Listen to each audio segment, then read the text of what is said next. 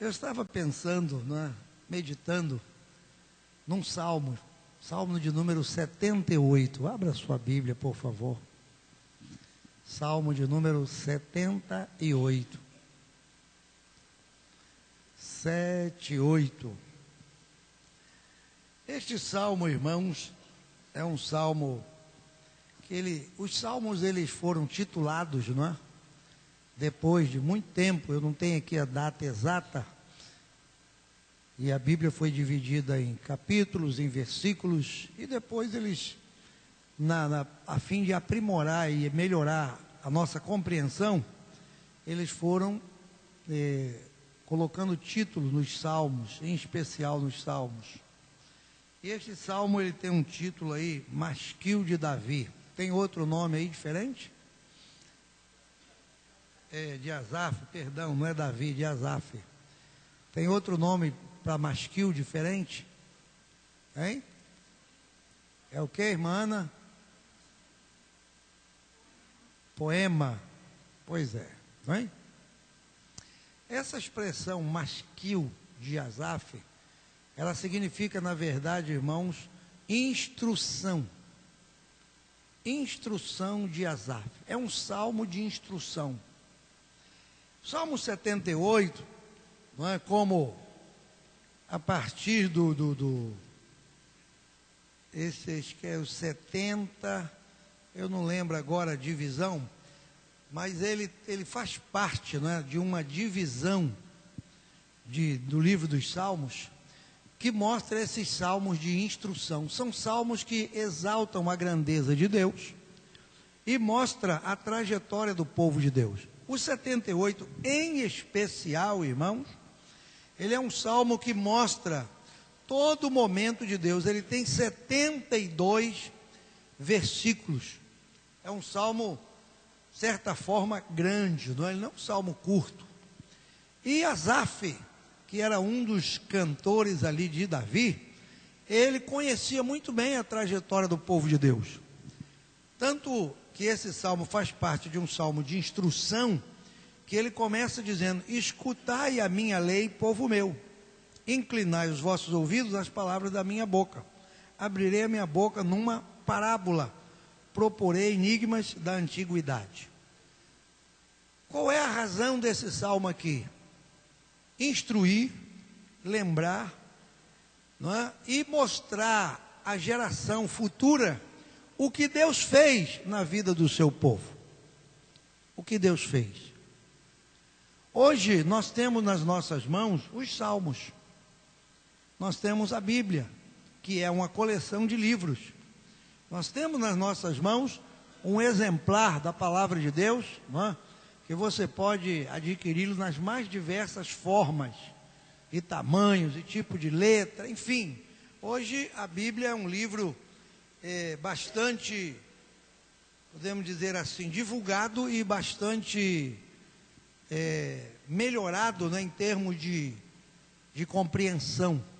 Bíblia de estudo para todos os gostos e tipos. Mas na verdade, irmãos, nesses dias aqui, os salmos eram expressões de adoração, eram expressões de louvor, que inspirados pelo Espírito Santo, trazia ao povo as recordações de Deus. Essa instrução de Asaf aqui fala disso. Ele vai mostrar, não é, a razão disso aqui. Por que ele está trazendo essa palavra? Ele traz essa palavra aqui, no versículo 4, assim: não os encobriremos aos nossos seus filhos, mostrando à geração futura os louvores do Senhor. Não é?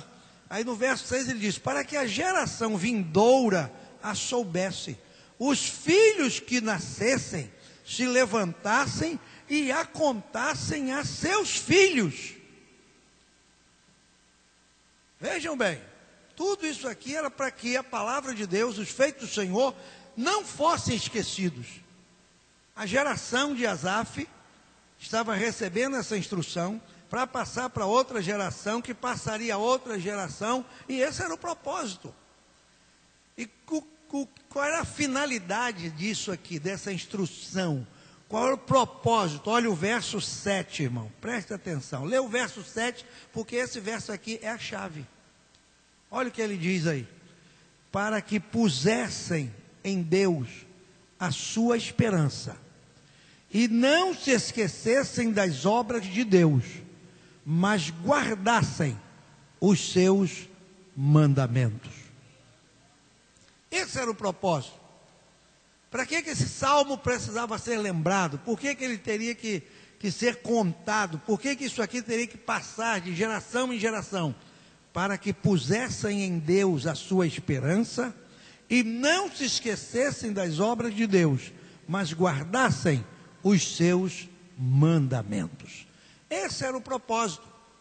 A partir daí, Asaf começa a mostrar o que aconteceu com o povo de Deus no passado. As maravilhas de Deus e as atitudes do povo diante de um Deus maravilhoso. E quando chega no verso 19, não é? Podemos ler o 18 e o 19. Asaf vai mostrando os momentos do povo de Deus e diz assim: e tentaram a Deus nos seus corações. Ele mostra a caminhada do povo, né? Tudo que Deus fez, todos os seus feitos, as suas maravilhas. Quando chega aqui, ele diz assim: e tentaram a Deus nos seus corações, pedindo carne, para satisfazerem o seu apetite. Tamanho foi, vamos dizer assim, a desobediência, ou o espírito de contenda daquele povo, né? Eles não satisfeitos com o maná, eles não satisfeitos com as maravilhas, não satisfeitos com aquilo que Deus já estava fazendo, eles pediram carne. E aí no verso 19 diz assim: e falaram contra Deus e disseram. E o que foi que eles disseram? Poderá Deus, porventura, preparar-nos uma mesa no deserto? Essa foi a pergunta, irmão. Será que Deus prepara a mesa no deserto? Poderá Deus preparar-nos uma mesa no deserto? Será que Deus faz isto? Eles desafiavam a Deus. Eles, como diz Paulo lá em 1 Coríntios 10, eles tentaram a Deus. Eles não foram apenas, vamos dizer assim, pedintes, ou gritantes, ou necessitados, não, eles tentaram a Deus. Vamos ver se Deus, vamos colocar Deus no limite, não é? Deus mandou o maná, tá bem, agora a gente quer carne. Aí Deus mandou carne, não é? Agora nós vamos mais além. Será que porventura Deus pode preparar-nos uma mesa no deserto? E aí? Essa foi a pergunta e essa é a questão, irmão. Eles, quando falaram dessa forma aqui, eles puseram Deus à prova, não é? Puseram Deus à prova. Será que Deus pode fazer algo mais? Deus já fez isso, mas será que, não é? Porventura poderá Deus preparar-nos uma mesa no deserto? Deserto foi o lugar por onde Deus caminhou com seu povo. Semana passada eu estava lendo Deuteronômio. Eu faço assim, viu? Quem pegou a leitura da Bíblia anual aí? Cadê? O que sobrou aí? Sobrou alguns, hein? Quem ainda não pegou a leitura anual da Bíblia, pega, porque sobrou alguns aí para você ler a Bíblia o ano todo. Eu faço assim, de vez em quando eu elejo um livro da Bíblia e leio de novo. Eu comecei a ler Deuteronômio. Vamos para lá. E naquele livro, Deus mostra o que Ele fez e por que fez o seu povo caminhar no deserto. O povo caminhou no deserto, irmãos, para que Deus pudesse prová-los, para que Deus pudesse humilhá-los, para que Deus pudesse tirar daquele povo toda a capacidade humana. Porque no deserto, não é? se esvai toda a capacidade humana. Quando você está num lugar que tem recursos, você se vale dos recursos daquele lugar. Tem um córrego, tem uma sombra, tem, sei lá, alguma coisa que você dá ali, né, uma árvore frutífera, e você sobrevive. Mas num deserto, ninguém sobrevive. Deserto é lugar de morte. Não é? Essa semana saiu uma notícia no jornal, não sei quem leu, naquele deserto que separa o México dos Estados Unidos, um senhor de 75 anos caminhou pelo deserto, não é, tentando talvez atravessar um mexicano, e no momento lá ele desmaiou, ele não conseguiu, e ele ficou alguns dias caído no deserto. Olha a misericórdia de Deus. Uns meninos daquela região ali, que conhece aquilo tudo, que anda por ali vagueando, viram de longe e perceberam que era uma pessoa. Correram a Ciudad Juárez, no México, avisaram a polícia, e a polícia conseguiu ir com o carro até um determinado lugar. Dali para frente, 4 quilômetros para frente, era um lugar muito difícil acesso.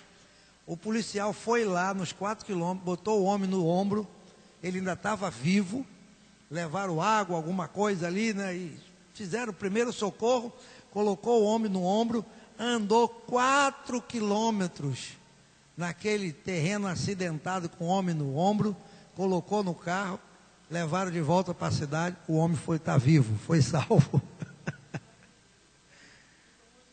Tomou juízo. Deserto é lugar assim, irmão, é de botar prova mesmo, porque você não tem o que fazer no deserto. Você não tem sombra, você não tem água, você não tem refrigério, você não tem nada. Por que Deus levou o povo para o deserto? Para destituir o povo de toda e qualquer capacidade humana.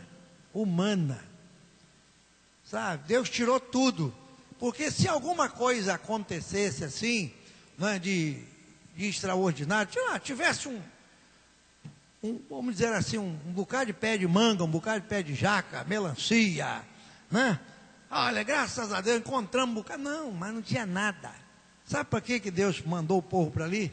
Para que o povo dependesse de Deus. Quando Deus nos leva para o deserto, irmão, é para isso. É para a gente depender dele. No deserto não tem água, você depende de Deus. No deserto não tem sombra, você depende de Deus. No deserto está calor, você depende de Deus. No deserto à noite faz frio, você depende de Deus. No deserto não tem comida, você depende de Deus. No deserto tem serpentes e escorpiões, como ele disse lá. Eu caminhei com vocês no meio daquele deserto cheio de serpentes e escorpiões. Ninguém foi picado, ninguém, sabe, não. O pé não inchou, o sapato não gastou, a roupa não envelheceu. Deus começou a mostrar para o povo os seus feitos naquele lugar. O povo foi provado e viram que nosso Deus é também Deus de deserto. Quando Ele nos leva para um lugar desse, irmão, você pode estar certo. Olha, a Bíblia é preciosíssima. Nós temos que ler, acreditar e confiar. Quando Deus, presta atenção, olha como é que a gente fala. Deus levou o seu povo ao deserto. Quando eu levo alguém, como é que acontece isso? Se eu levo esse menino ao deserto, eu pego o Júnior e levo. Como é que é isso? Hein? Eu levei ele ao deserto. Como é que foi isso? Como é que se deu isso? Me ajuda a entender. Como é que é? Hein? Ah, eu fui contigo? Ah, eu que te levei? Eu fui contigo? Ah, eu não te mandei ao deserto, eu te levei. Então eu fui com você. Entendeu? Entendeu? Deus não jogou o povo no deserto. Deus foi com o povo no deserto. Quando ele disse assim, te levei, é porque ele estava junto. Ele estava ali, irmão. Ele estava lá. E é isso que acontece conosco hoje que a gente não entende. Talvez esse ano para você foi um ano de deserto. Sabe? Você foi provado em todas as esferas da vida. Você foi provado ao máximo. Mas eu quero te dizer o que a palavra de Deus nos diz, que Deus não te empurrou, Ele foi com você. Porque se o Senhor não tivesse do nosso lado, se o Senhor não tivesse naquele deserto, irmão, Israel teria perecido, não é? De dia havia uma sombra, de noite uma coluna de fogo. Olha Deus aí, olha Deus aí, irmão. Às vezes a gente não entende as provações de Deus, não é? Meu Deus, como é que eu vou passar? Como é que eu vou suportar? Como é que eu vou aguentar? Meu irmão, esteja tranquilo. Esteja tranquilo, Deus vai contigo. Deus é conosco. Não é? Você vê um fato aí que veio a lembrança agora, rapidamente. Olha aí, Jesus, a hora voou. Falei 2 minutos, já tem 10. Pastor é assim mesmo, é terrível. Tem que orar pelo pastor, porque ele fala uma coisa, faz outra. Só Jesus. Viu? Mas eu me lembrei agora daqueles moços que foram lançados na fornalha. Não é? Os camaradas que os levaram, a Bíblia diz que eles morreram, não foi? Está lá em Daniel. Porque o calor do fogo era tão grande, o rei falou: você vai levar, leva lá. Mas senhor rei, e o calorão? Leva. E eles levaram, e certamente, chega mais perto, do seu rei, está assando mais perto. E jogaram. E a Bíblia diz que eles morreram porque não suportaram o calor do fogo. Os 3 foram jogados lá. Daqui a pouco o rei olha. O que a Bíblia diz lá em Daniel, irmão? Tinha 4. Quando o rei olhou, já não eram 3, eram 4. Eram 4. Sabe? É isso que Deus faz. Talvez alguém diga assim: não, vai morrer. Não morre. Não vai aguentar. Aguenta. Não vai suportar. Suporta.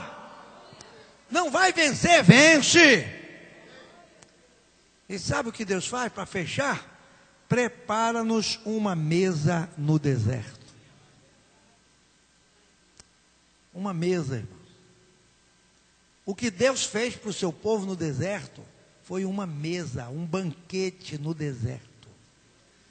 É interessante uma coisa: quando o povo murmurou contra o Senhor, eles falaram o que do Egito? O que eles tinham saudade do Egito? Vocês lembram? Eles tinham saudade de pepino, de cebola, de alho, de quê? Sei lá, hein? O que eles tinham lembrança do Egito? Ah, saudade do pepino e do alho e da cebola, sabe, só essa coisa supérflua, coisinha de nada. Deus estava mandando para eles água de primeira, carne de primeira, comida do céu de primeira, sabe, saúde de primeira, porque não tinha um enfermo. A Bíblia diz, entre as suas tribos não havia um enfermo. Negócio de dengue, essas coisas, mas isso é para hoje. Não é? O povo de Deus no deserto, tudo saudável, não tinha ninguém com pressão alta, não tinha ninguém com problema renal. Moisés, para aí que tem um cara gritando ali que está com uma pedra no rim. Ah, meu Deus do céu, deve ter comido areia. Vai lá. Comeu areia, tribulado. Por isso você está com essa pedra aí. Não tinha não, irmão. Não tinha não. Não tinha ninguém com dor de rim, com dor de dente, com nada. Dente não estragou, pé não inchou, sapato, nada. Nada, não tinha dor de coluna, não tinha nada não, meu irmão. É. Entendeu? Porque Deus caminhou com o seu povo no deserto. O salmista no Salmo 23, ele disse assim: prepara-nos uma mesa perante nós, na presença dos nossos inimigos. Unges a nossa cabeça com óleo, e o nosso cálice transborda. Deus, irmãos, Ele é o Deus que prepara mesa, põe mesa. E quando Ele diz que é na presença dos inimigos, ali está falando de exaltação. Sabe? Deus não faz nada às escondidas. Não, Deus não te exalta às escondidas. É na presença do inimigo. O inimigo que te oprimiu, o inimigo que te dominou, o inimigo que te venceu no passado, né? que te sobrecarregava, que te oprimia. Ele hoje te vê na presença do Senhor, diante da mesa do Senhor. Você agora com a mão levantada, liberto, salvo, pecado perdoado, nome escrito no livro da vida. E ainda que você esteja passando pela prova, mas o Senhor está contigo nesse deserto. Ele caminha conosco no deserto. Pode estar certo disso, meu irmão, que o Deus que te trouxe até aqui, Ele te conduzirá até o dia final em nome de Jesus. Tão somente o que Deus pediu ao seu povo, pede a nós hoje: que guarde e pratique os seus mandamentos. Guardes e pratiques os seus mandamentos. Não é? Hoje, na melodia, teve um debate sobre isso. Guardar mandamentos. Final do debate, quem ouviu? Falou ali, 86% de pessoas ouvintes disseram que não conseguem guardar todos os mandamentos. Não conseguem. Será que é tão difícil assim? Não é? Mas foi debatido isso hoje ali. E o que Deus, Ele pede de nós, irmão? É interessante que a gente estava falando ali de mandamentos, né? Daí o pastor começou com os 10, depois falou que ampliou lá, e foi ampliando, e foi ampliando, e foi embora. Aí eu gosto quando Miqueias é usado por Deus, profeta Miqueias. Ele diz assim: o que é que o Senhor pede de ti, Israel? O que é? Senão que pratiques a justiça, que ames a beneficência e andes humildemente com teu Deus. Deus percebeu que era impossível guardar aquilo tudo. Deus percebeu como era difícil guardar aquilo tudo. Então Ele disse: olha, eu só quero de vocês que amem a beneficência. Guarde, pratiques a justiça e andes humildemente na minha presença. Irmão, se nós guardarmos esses princípios de Deus, nós vamos passar por tantos quantos desertos necessários forem. Mas o importante é que depois do deserto, chegaram a Canaã. Viu? Não importa se é 10 anos, se é 20 anos, se é 40 anos. O importante é que é possível chegar em Canaã. Só não chegou quem murmurou. Quem murmurou não conseguiu. Não é? Mas os dois que se mantiveram fiéis, Josué e Caleb, chegaram lá. Conseguiram. Então não é tão difícil assim. Não é? Não é tão difícil. É só fecharmos a boca para a murmuração e abrir a boca para o louvor e para a adoração. Não é? Está difícil? Dá um aleluia. Está pior? Dá um glória. Não é? Está ruim de tudo? Dá um amém. E vai caminhando. Só não murmura para não morrer no deserto. Vamos ficar de pé na presença de Deus? Deus é o Deus que prepara a mesa. O que você está esperando do Senhor para 2015? O que está faltando na sua mesa para 2015? Não é? O Senhor já preparou a mesa. E às vezes aquilo que você gostaria que estivesse ali ainda não está. Ainda não chegou, não foi posto. Sabe, Senhor, a mesa está aí, eu estou aqui, mas eu gostaria tanto que nessa mesa tivesse isso, Senhor. Gostaria tanto que nessa mesa tivesse aquilo. E se você confiar no Senhor, Ele vai pôr diante de você aquilo que você precisa. Porque foi cantado aqui essa noite que Deus é fiel. Deus é fiel, Deus é fiel. Sabe, irmão, Deus é fiel, Deus é fiel. Eu me lembro, veio ao nosso coração, nós estávamos totalmente nas mãos de Deus há uns anos atrás, totalmente, só para você entender Deus. E aí, nós viemos de Itaperuna para uma cerimônia aqui no Rio de Janeiro, e a irmã Beth, na hora que estava se arrumando, ela está cuidando do menino aí, mas ela volta aí, ela fala para você, pergunta para ela ao vivo. Ela estava se arrumando, nós viemos na casa de uma pessoa e estávamos arrumando, e naquele momento, ela olhou para o seu braço. Ela pode contar isso aqui para vocês, a gente aumenta o som para todo mundo ouvir. Ela olhou para o braço e falou assim: Jesus, agora está difícil de botar um relógio novo nesse braço aqui. Não tem mais dinheiro para ficar comprando essas coisas. Mas estou aí na tua mão e na tua obra. Se arrumou, fomos para o culto. Sentou-se no meio do povo assim. Daqui a pouco uma irmã abençoada senta ao lado dela. A irmã assentou, agradeceu a Deus, louvaram. Quando terminou o louvor, que todo mundo sentou, a irmã simplesmente tirou o relógio do pulso, colocou no pulso de irmã Beth e falou assim: Deus manda te dar esse relógio. Ela falou em casa: eu não tenho mais condição de ter um relógio. Aí Deus disse: não tem? Eu tenho. Irmão, Jesus disse o seguinte: aquele que me serve, siga-me. E aonde eu estiver, ali estará também o meu servo. E aquele que me serve, meu Pai o honrará.